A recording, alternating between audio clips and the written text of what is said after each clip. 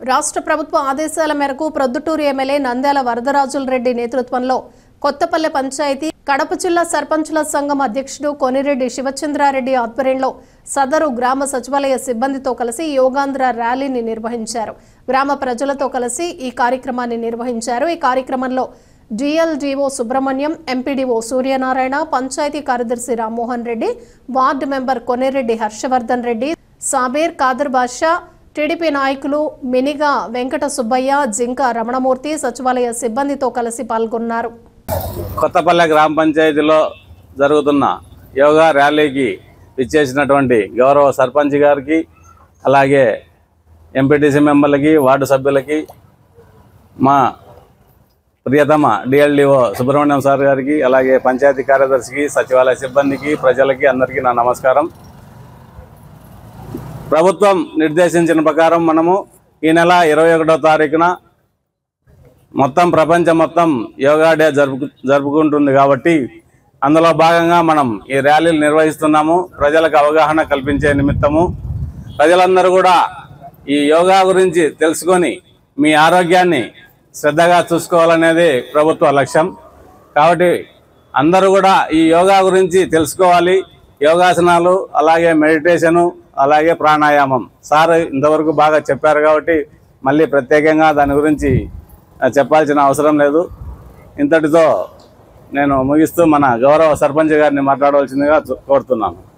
ర్యాలీగా ఇచ్చేసినటువంటి మన పెద్దలు సుబ్రహ్మణ్యం అన్న గారు, అలాగే డిపిఓ గారు,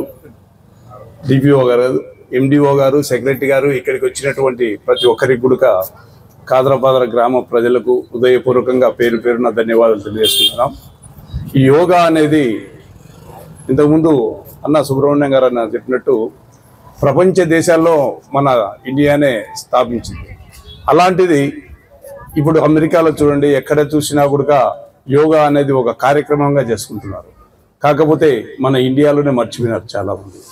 అదే కార్యక్రమంలో ప్రజలకు ఆరోగ్యంగా ఉండాలా, ప్రజలు సుఖశాంతులతో ఉండాలనే ఉద్దేశంతోనే గౌరవ ప్రధానమంత్రి వర్యులు ప్రతిష్టాత్మకంగా ఈ యోగా డే చారిత్రాత్మకంగా తీసుకొని రాబో 21వ తేదీ రోజున మొత్తం 20 లక్షల మందితో వైజాగ్లో ఒక కార్యక్రమం నిర్వహించి మొత్తం ప్రపంచానికే ఒక ఆదర్శంగా ఆంధ్రప్రదేశ్లో జరుగుతుందని చూపించాలనే నెపంతోనే ఈ యొక్క కార్యక్రమాలు చేస్తున్నారు.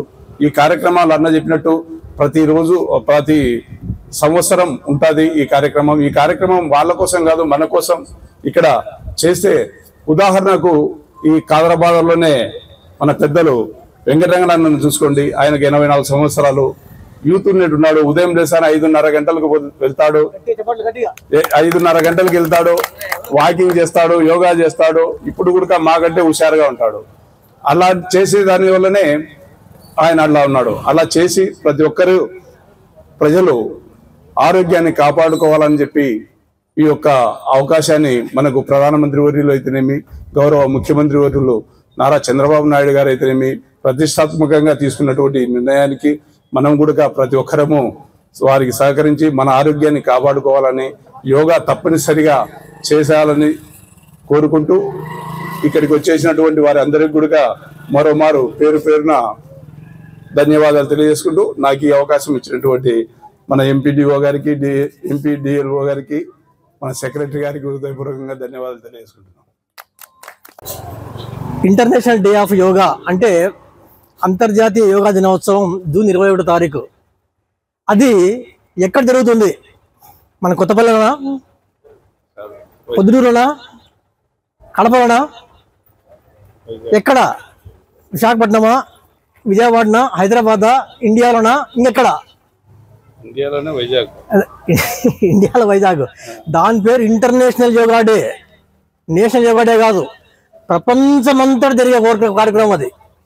ప్రపంచమంతటా జూన్ 21వ తారీఖు జరుపుకోవాలని చెప్పేసి ప్రపంచ ప్రఖ్యాతిగాంచినటువంటి సంస్థ ఐక్యరాజ్య సమితి డిసైడ్ చేసింది. ఆ రకంగా డిసైడ్ చేస్తూ ఉంటారు.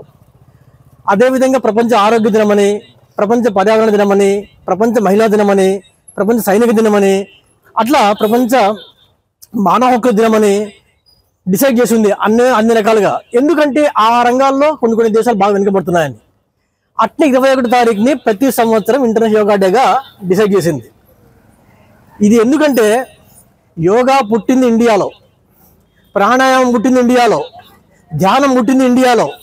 అయితే దీన్ని మనం అంతా మర్చిపోయినాం. బాగా మన దేశాలను చూసి విదేశీయులు బాగా నేర్చుకుని బ్రహ్మాండంగా ఆసనాలు వాళ్ళు చేసుకుంటూ, ఆసనాలు బాగా తయారు చేసుకుంటూ వాళ్ళ యొక్క ఆరోగ్యాన్ని బాగా కాపాడుకుంటుంటే మనం దీన్ని పూర్తి స్థాయిలో మర్చిపోతున్నాం.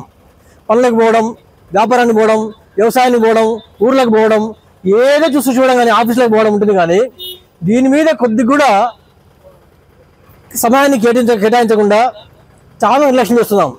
ఇది చాలా తప్పు.